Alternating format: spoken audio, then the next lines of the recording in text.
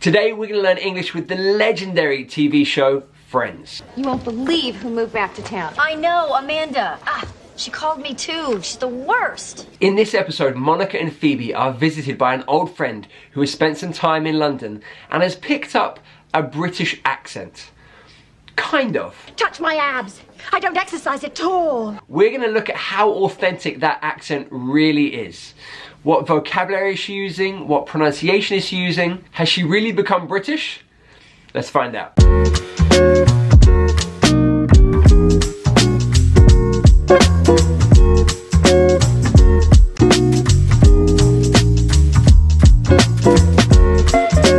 Before we get started, guys, I want to announce that my brand new British English slang posters are now available in my store. They are perfect for inspiring British English lovers, whether it's on the wall of a classroom or in your home. They also make excellent gifts, so if you would like one, there is the link in the description below. Who's Amanda? She's this girl who used to live in the building before you did. And then she moved to England and she picked up this fake British accent.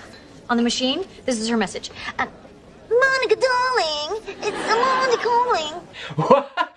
Okay, it's begun, right. So that is Monica's version of a British accent. What do you guys think? Out of 10, what would you give her? Yeah, I'm giving her like 1 out of 10 for that British accent. That's not how we speak, right? Tell me that's not how we speak. Amanda, no one says Amanda, we say Amanda. Obviously, it's for comedy value, right? Okay, let's compare her British accent with Phoebe's British accent. Amanda said to me when she got me on the phone, "Oh, so sorry to catch you on your mobile." That's actually pretty good, right? So sorry to catch you on your mobile. That's something that I can imagine people saying. We do a lot of apologising, so that much is true. We're always apologising for things, even for calling someone. How silly, right? And then the way she says mobile, yeah, it's a little bit exaggerated. She's doing received pronunciation there, so that's the kind of traditional BBC accent, if you will.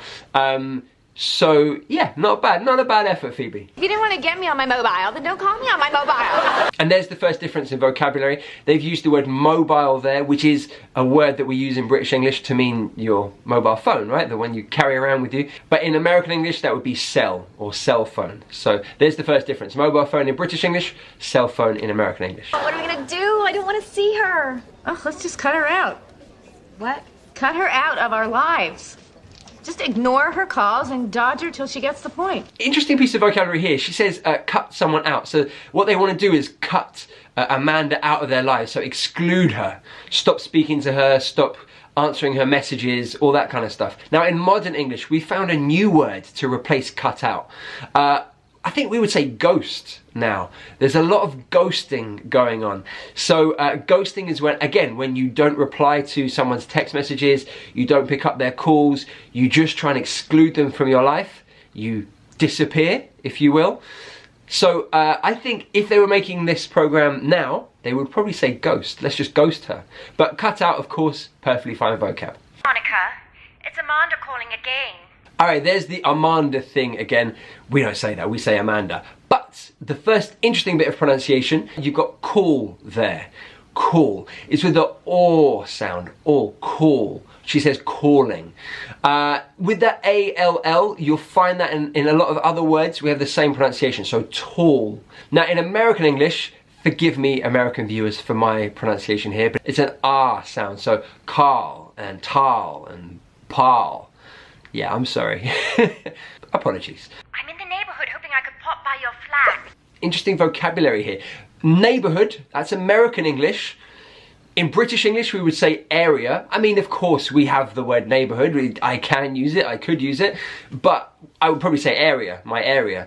So I'm in the area, that's what I would say. And then could I pop by your flat? That's very British English, pop. To pop somewhere is to go quickly and then to leave or come back. So pop by your flat would be, can I come in, visit you in your flat for a short time and then I'll leave. You can use it with lots of different prepositions. So I'm going to pop downstairs, means I'm going to go downstairs quickly, maybe buy something from a shop and come back up. So pop, really great little phrase to mean to go somewhere quickly and then to leave or to return somewhere else. So they've got that just perfect there. That's exactly what someone from Britain would say. And in fact, the pronunciation, pop, is perfect. Because I think in American English, pop is with that ah sound, but oh in British English, so pop. I'm in the neighborhood hoping I could pop by your flat. You're from Yonkers. Your last name is Buffo-Montesi. Yeah, fair enough. She's also used the word flat to mean the place where they live, whereas in American English, it would of course be apartment, apartment. Again, these words are being interchanged now, so you hear people here in Britain saying apartment, but flat is the standard word that we use. Let's see. So should you get this directly? Ring me back on my mobile. More vocabulary there, to ring me back. Again, very British English. To ring someone is to call someone. That's probably what they would use in American English.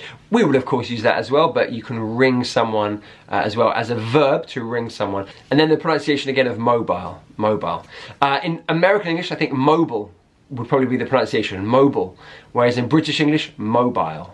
Okay, don't hold thy breath. Okay, Phoebe doing a very exaggerated British accent. Kind of Shakespearean language here, so thy, don't hold thy breath. So thy is Old English for your, so you know, I would say don't hold your breath, but for that exaggerated British sound, don't hold thy breath. Hi, Amanda. Actually, now it's not a good time. Dinner tomorrow night? Okay, Phoebe and I will see you then. Uh-oh, alright, so Amanda is coming. Let's see what she actually sounds like. Hi! Hello! It's so nice to see you. Both of you, look at me. Look how young I look.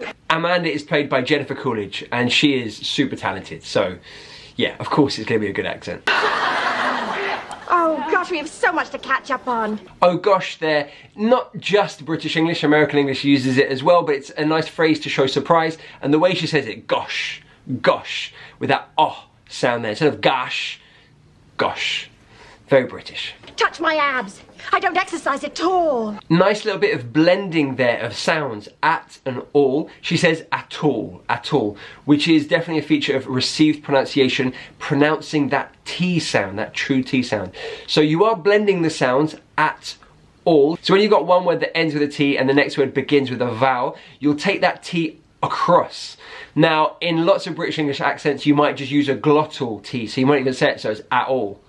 At all. But because she's doing received pronunciation, and because in received pronunciation you'll try and pronounce all the sounds correctly, you would try and say that T, so at all. I think in American English it might be at all, right? At all. So there she really does get the received pronunciation just right. That accident must have been terrible. You look positively ghastly. Now she describes Chandler as ghastly. Ghastly means terrible, right? Now the way she says it, that ah sound there. So in American English it would be ah, so ghastly. Again, apologies for my pronunciation. So the ah versus the ah sound. In British English, ah. In American English, ah. So we've got other words like that, so ghastly, okay. Fast as well, so fast versus fast. Bath versus bath. Banana, that ana there, versus banana. So that is another split between the two different accents, is the R sound in British English, A in American English. Can you believe it? I've never had any professional dance training. And there it goes again, dance. I mean, it's very exaggerated here, dance. In American English, dance. It's important to say that there are variations in Britain. So in the north of England, the Lancashire accent, Yorkshire accent, other accents, you'll also hear dance, the ah sound. But in received pronunciation, which is what she is doing, it's with R sounds. So dance, dance, dance. All right, so I think she did a pretty good job of received pronunciation. It's quite exaggerated. It's something similar to Bridget Jones. If you've seen Bridget Jones and Renée Zellweger's English accent, received pronunciation, it's kind of like that, but a bit more exaggerated. I personally don't know anyone that speaks like this, but I've heard people speak like, it's not that far away from a really true British accent. But as I said, very exaggerated. Alright guys, I hope you've enjoyed that video. If you have, please give it a big thumbs up. Please share it with anyone you know that loves British English. Leave me a comment below if you've enjoyed it. If you've got any questions, I'll always love to hear from you guys. And of course guys, remember to check out my store where I have that British English slang poster. Perfect gift for someone that you know that loves British English. I'd also like to give a quick shout out to Dr. Ed Hope, a friend of mine and fellow YouTuber, for inspiring me to do this style of video. Go check Ed out. He's a doctor who has a fantastic YouTube channel that looks at medical dramas. I'll put a link in the description as well. And lastly guys, remember to check out my Instagram account where I put daily English content. This is Tom, the Chief Dreamer, saying goodbye.